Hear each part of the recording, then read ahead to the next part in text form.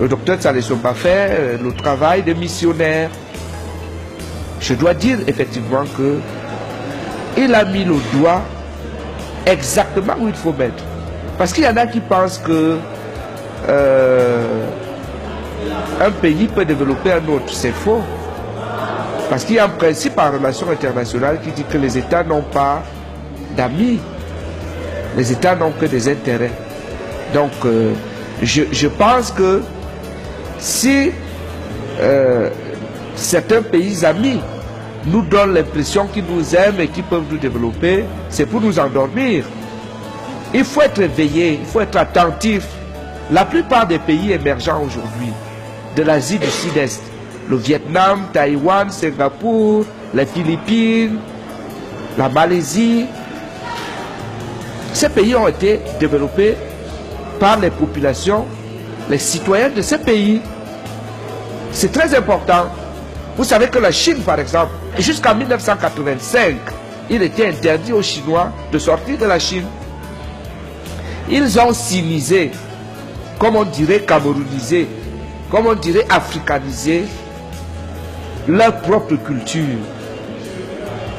Ils ont compris l'intérêt avec leur leader Mao Zedong, surtout Deng Xiaoping, qui a appris aux Chinois à travailler pour leur pays. Et aujourd'hui, si vous arrivez en Chine, vous n'allez pas croire que c'est en 30 ans que ce pays a pu se développer de cette manière-là. Aujourd'hui, vous le savez, la Chine paye les fonctionnaires américains, la Chine résout les problèmes de l'Union européenne, la plupart des pays, l'Espagne, la Grèce qui sont en difficulté, ne comptent que sur la Chine. Si vous allez sur le net, vous allez voir les devises financières de la Chine. Je crois que c'est énorme. Pourquoi?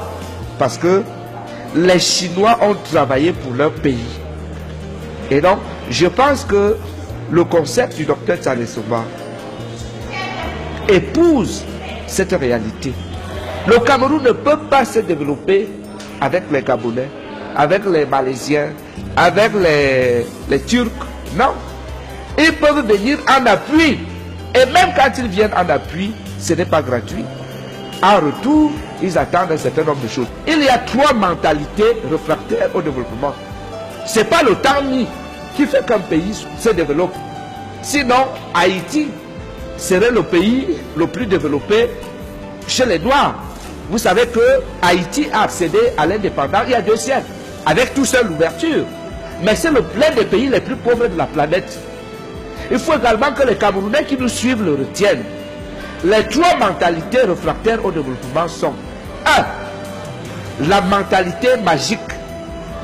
Est-ce qu'on peut se développer avec la magie? Pas la magie, non. Sinon, en Afrique, le Bénin serait le pays le plus développé. Parce que là-bas, il y a le vaudou. L'Inde serait la plus grande puissance. Parce que là-bas, il y a toutes les pratiques magiques qu'on ne peut pas imaginer. Mais ce n'est pas l'Inde qui est la plus grande puissance du monde. Ce n'est pas en Afrique, le Bénin qui est la plus grande puissance. Ça veut dire que la magie ne développe pas un pays. Donc il faut que les Camerounais le comprennent et le sachent, que la magie, c'est-à-dire les sectes, l'homosexualité et tout ce que nous faisons ici, ne peut pas développer le Cameroun. La deuxième mentalité réfractaire au développement, c'est la mentalité tribale. Tu sais que ton frère est incompétent. C'est vous le prenez, vous le mettez dans un ministère, dans une entreprise, ou même dans une petite affaire que vous avez à la maison, vous le mettez là juste parce que c'est votre petit frère. Ou l'enfant de la femme de votre père. Ou une histoire tribale. Ou bien parce que vous parlez la même langue. Vous le mettez là. Quand quelqu'un va donner 1000 francs, pour acheter quelque chose de 700, il va rembourser 8500. S'il fait ça 10 fois, votre boutique tombe. Donc la mentalité tribale n'est pas une mentalité de développement. Parce qu'elle ne tient pas compte des valeurs, des compétences, du mérite. Et c'est pour ça que je pense qu'il faut développer le Cameroun avec tout, sauf avec la mentalité tribale. Et la troisième mentalité, la mentalité coloniale. La mentalité coloniale. Nous avons été colonisés. C'est un accident de l'histoire. Je dois vous rappeler que la France a été colonisée par les Grecs et les Latins. Il faut le savoir. Mais la France s'est développée. Parce qu'elle n'est pas restée attachée au fait qu'elle a été colonisée par les Grecs et les Latins. Est-ce que nous, on a déjà quitté la mentalité coloniale? Je ne pense pas. Je ne pense pas. Il y en a qui pensent que quand il y a les problèmes ici, les Français vont venir résoudre. Quand il y a les problèmes ici, les Anglais vont venir.